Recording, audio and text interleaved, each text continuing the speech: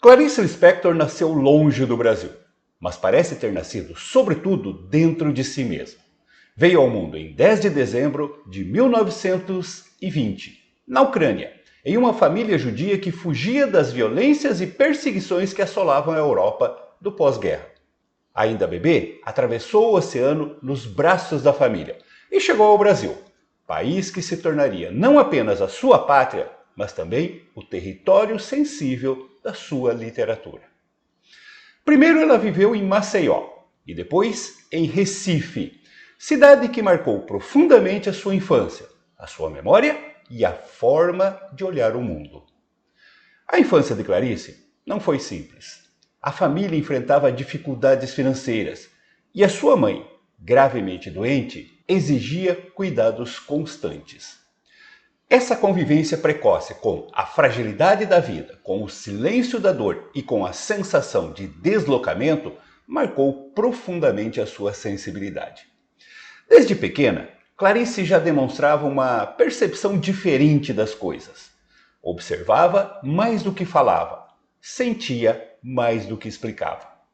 A leitura tornou-se o seu refúgio e a escrita, pouco a pouco, começou a surgir como uma forma de existir. Ainda jovem, mudou-se para o Rio de Janeiro com a família, onde ingressou na Faculdade Nacional de Direito. Embora tenha se formado em Direito, o seu verdadeiro caminho nunca esteve nos tribunais, mas nas palavras. Durante o período da faculdade, trabalhou como jornalista e como redatora, exercitando assim uma escrita que já revelava traços muito próprios. Uma linguagem direta, mas profundamente introspectiva, como se cada frase fosse uma tentativa de tocar algo invisível dentro do ser humano. Em 1943, com apenas 23 anos, publicou o seu primeiro romance, Perto do Coração Selvagem. E, de imediato, a literatura brasileira percebeu que algo novo estava acontecendo. Não era um livro tradicional, não havia foco em grandes acontecimentos externos, mas sim na vida interior da personagem. Era como se a narrativa mergulhasse na consciência humana, explorando pensamentos, sensações e conflitos íntimos. A crítica reconheceu o impacto da obra e lhe concedeu o Prêmio Graça Aranha, que consagrou Clarice como uma escritora inovadora.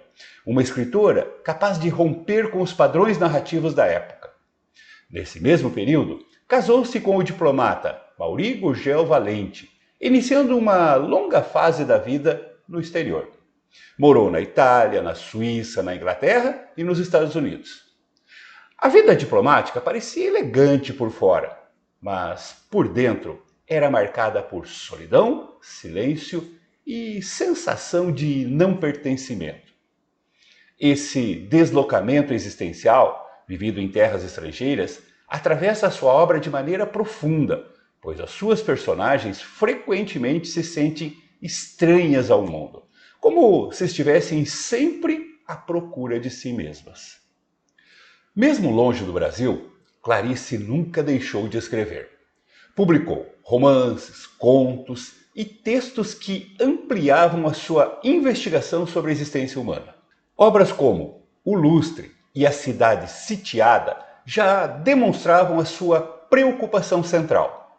Não narrar acontecimentos grandiosos, mas explorar o mistério de ser, de pensar, de sentir. Com Laços de Família, publicado em 1960, a sua escrita alcançou ainda maior reconhecimento, especialmente pela forma como transformava cenas cotidianas em revelações profundas sobre a vida interior das pessoas. Após a separação do marido, em 1959, Clarice retornou definitivamente ao Rio de Janeiro com seus 2 filhos. Esse retorno marca uma fase de intensa produção literária e de maior proximidade com seu público. Passou a escrever crônica para os jornais, textos que misturavam o cotidiano, reflexão, filosofia e uma delicada observação do ser humano. Suas crônicas revelam uma Clarice mais próxima, mas nunca superficial. Mesmo falando de temas simples, a sua escrita sempre conduzia o leitor para perguntas existenciais. Em 1964, publicou A Paixão segundo GH, que é considerada por muitos críticos a sua obra-prima. Nesse livro, Clarice leva a sua proposta literária ao limite. A ação externa quase desaparece e o que resta é um mergulho radical na consciência da personagem. A narrativa se transforma em uma experiência filosófica e existencial, questionando a identidade, a linguagem e o sentido da vida. É uma obra densa, intensa e profundamente original. Uma obra que consolida Clarice como uma das vozes mais singulares da literatura do século XX.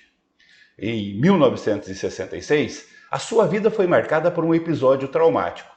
Um incêndio causado por um cigarro aceso provocou graves queimaduras em seu corpo, especialmente na mão direita. O acidente deixou cicatrizes físicas e emocionais profundas, mas não interrompeu a sua criação literária. Pelo contrário, muitos estudiosos observam que a sua escrita, após esse período, tornou-se ainda mais concentrada, ainda mais sensível e existencial. Na década de 1970, Clarice publicou obras fundamentais, como Água Viva, um texto híbrido, quase sem enredo tradicional, que se aproxima de um fluxo de consciência poético. Publicou também a Via Crucis do Corpo, que explora os limites do humano com enorme ousadia temática. Em 1977, lançou A Hora da Estrela, o seu último romance. Este livro narra a história de Macabeia, uma jovem nordestina pobre, invisível socialmente e profundamente solitária. A obra, ao mesmo tempo simples e devastadora, sintetiza muitos dos temas centrais da sua literatura: a invisibilidade, a existência silenciosa e a busca por sentido em uma vida aparentemente comum. Além da literatura adulta, Clarice também escreveu para crianças. Em livros como O Mistério do Coelho Pensante e A Mulher que Matou os Peixes, mostra que sua sensibilidade podia dialogar com diferentes públicos, mas sem perder a profundidade emocional que sempre caracterizou toda a sua obra. A sua escrita é frequentemente associada ao modernismo tardio e ao existencialismo, mas na verdade, Clarice ultrapassa qualquer classificação. O seu estilo é marcado pela introspecção, pela investigação psicológica das personagens, pelo uso do fluxo de consciência e por uma linguagem que muitas vezes parece buscar o indizível, aquilo que está além das palavras. Ler Clarice não é apenas acompanhar uma história, é entrar em estado de reflexão sobre a própria existência. Clarice Lispector faleceu em 9 de dezembro de 1977, no Rio de Janeiro, um dia antes de completar 57 anos, vítima de um câncer. Mesmo após a morte, a sua obra continuou a crescer em reconhecimento, tanto no Brasil quanto no resto do mundo. Hoje está traduzida para diversos idiomas e é estudado em universidades internacionais. É considerada uma das maiores escritoras da literatura brasileira, não por narrar grandes acontecimentos externos, mas por algo muito mais raro: a sua capacidade de revelar, com delicadeza e profundidade, os mistérios silenciosos da vida interior humana. Em suas páginas, o cotidiano se torna revelação, o silêncio se torna linguagem e a existência, com todas as suas inquietações, transforma-se em literatura viva. Eu costumo dizer que ninguém passa imune pela leitura de um texto de Clarice Lispector. Os seus textos provocam reações extremadas, de amor e de ódio. Parece não haver meio termo. Ou você ama Clarice, ou você odeia Clarice. E o motivo disso é que a sua literatura leva os leitores a questionarem profundamente a sua existência, principalmente a sua rotina. Daí as reações extremadas. Imagina alguém que está feliz na sua vidinha de rotina calma e segura. Alguém que acredita que é feliz porque, nas palavras da própria Clarice, não sabe que é infeliz. Uma leitura de um texto de Clarice vai abalar essa aparente segurança, vai trazer dúvidas e angústias. Daí a reação de ódio. Agora, imagine uma pessoa inquieta, que está sempre buscando um sentido mais profundo para a sua vida. A leitura de um texto de Clarice vai mostrar a essa pessoa que ela não está sozinha nessa busca. Daí a reação de paixão pela literatura da autora.